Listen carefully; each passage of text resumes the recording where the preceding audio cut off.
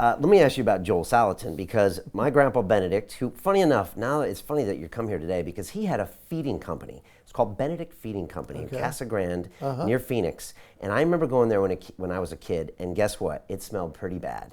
Because I think at the time he was kind of on some cutting edge science in the 50s and 60s of what to feed cows before they killed them and this kind of thing. And I would go there and they'd have 10 or 20,000 head there. Yeah. Okay. So he had a feed yard. Yeah. Like a feedlot. Yeah, feedlot. Which, for people who don't know, was like the last 3 or 4 months of the cow's life. They fatten them up and kill them. It's like the worst thing to do, probably. Yeah. Now he ended up selling that, and then he moved to a ranch where he had 300 Brahma bulls. He had Simmentals, and he actually mixed them to Cimbras. Cimbras. Cimbra, and he was a big fan of that. And you know, I don't know if maybe something inside of him realized that the feedlot wasn't the right place to be or something. But even he got tired of smelling it. Yeah, I mean, as a kid, I knew I didn't want to be there. Oh yeah. But he didn't have any TED Talks, all right? And my grandpa Rose would make potatoes and barley in Colorado, and he never had any TED Talks either. How does Joel Salatin get created where a third of your life is spent on the bully pulpit? You're at Google giving these talks. Because when I look at your story, you just sound like a guy that just wanted to do things his way. But now you got 10 books that you published. How does this guy get created? All right, well, I stand on the shoulders. You know, we're partly products of our parents and our home upbringing. And so I enjoyed a dad who was, I call him a convictional contrarian. You might remember in the mid-'70s when the Arab oil embargo happened during Jimmy Carter's presidency. Lines at gas stations. Yeah, lines at gas stations. Like 50 cars backed up waiting for gas. Yep. Well, everybody's mad at those Arabs, right? We're all and Dad, he was in his mid-50s at the time, and he was working off the farm. Mom and Dad never made a living from the farm. They worked off farm. Mom was a high school teacher. Dad is an accountant. And at this particular time, he was the accountant for a large custom metal fabrication firm. So he read blueprints, did estimations, re-up the raw inventory, and kept the books. It was 13 miles away from our house. He went out and bought a 10-speed bicycle and rode to work and back every day. He said, "We don't need their oil." He said, "If everybody would do this, we just tell them to keep their oil." Now, that's what I call convictional contrarianism.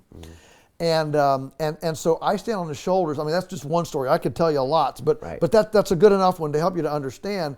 Here was a man who said, "I'm not going to whine. I'm not going to complain. What can I actually do? I can't change the Arabs. I can't change U.S. energy policy. I can't drill an oil well. What can I do? I can liberate myself mentally, emotionally, and I can do something good for my body at the same time. Don't have to." So I stand on the shoulders of that visionary kind of a prophet, if you will. He was way ahead of his time. And then my mother is a dramatist. She coached the debate team. She's into theater, all this. So I got this wonderful melding of passion for a cause, for something, for right, and this theatrical, verbal, communication bent to do that. And so I stand on the shoulders of great. So as a kid, Dad always told the story of the third grade. He goes to the PTA meeting and meets with my third grade teacher, and the teacher meets him and she says, "Mr. Salatin, you have no secrets." So obviously, I was an extrovert, precocious child, storyteller, okay? And I was in all these forensics and stuff, and the best thing that ever happened to me was getting cut from the 7th grade baseball team and the 8th grade basketball team. Now remember, my mother was a phys ed teacher, okay? So, I had an older brother who was an athletic standout. He could do anything. Here I am, next, second born, and I get cut from the most rudimentary thing, everybody gets to do that. No, I didn't get to do it. I was chubby. I was a late bloomer, but you know what? I could talk, I could read, and I could write.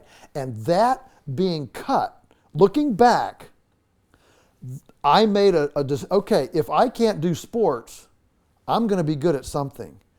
And I put all my attention on debate, forensics, extemporaneous speaking, drama. I was in all the plays in school. Writing, I never entered an essay contest that I didn't win. So yeah, these are gifts, and I don't want to detract. These are gifts, but there was a definite. I'm gonna sharpen this skill as I move forward. And so while in high school everybody else was going to ball games on Friday nights, I was down at the local newspaper writing obituaries and police reports, working part-time through high school at the newspaper, working with crunchy editors and smelling the ink. And man, I wouldn't, today, the reason I can write all these books is because, when the presses run at 12 midnight and something comes in at 10:30, I can't sit here and say, I have writer's block. I can't think of, editors saying, I need it in 15 minutes. Get busy, boy. Get busy, boy. And so those experiences allowed me to enjoy what today we know as the strength finder idea. We've always heard, work on your weaknesses. No. Don't work on your weaknesses. Hone your strengths, and you'll actually go farther than if you try to work on your weaknesses. So I've had this wonderful verbal, house of very issue-oriented. My dad wrote a lot of letters to the editor. So the household meals were all full of issue talk, big picture cultural talk, and we never had a TV. So I read. I grew up reading and performing. And what a joy that at this point in my life, I can meld this wonderful kind of salt of the earth anchor with this stage and this performance thing. It's just such a wonderful blessing. It's just great. Yeah, what a combination. And a lot of people would say, oh, you must have engineered that, because these days, everyone has to have the TED Talk and everyone has to have 4 books. But you did this organically because you wanted to be a journalist originally, and then you were like, no, actually, I want to start practicing what I preach and start actually getting back on that farm. So what an amazing combination. Well, I actually, my first goal was to be, I always wanted to be a farmer, but when I was a kid, 12, 13, I'm looking at this thing, and as I started looking at, well, what's my path in, and then as I became a teenager, this was Watergate, Nixon, Woodward Bernstein. I knew I had a flair for writing, and I loved news and that. I said, oh, well, I'll go write a bestseller, and then I'll retire to the farm. Then I can be, independently wealthy, and we'll be good to go. And so that kind of combination was what I was looking at. And as it turned out, I actually came to the farm first. And the farm was successful enough that people started asking, how do you do this? How do you do this? I said, okay, if everybody wants to know how to do this, I'll write a book about it. So in 93, we did the Pastured Poultry Profits book, and self-published, and people clamored for it. And suddenly I realized, there's money in that there information. And so then 2 years later, Salad Bar Beef, and then 2 years later, You Can Farm, and all my books have come from essentially, I'm an idea marketer. Okay, I'm a marketer of ideas, and so I'm listening to what I think the culture needs. What do they need? Sometimes a culture needs something that they don't even realize they need, and so all my writing is a result of my perception as an idea marketer of what the culture needs, what would be helpful at this time. And so everything grows out of that desire to serve and meet needs of what I think would be helpful at the time. Okay.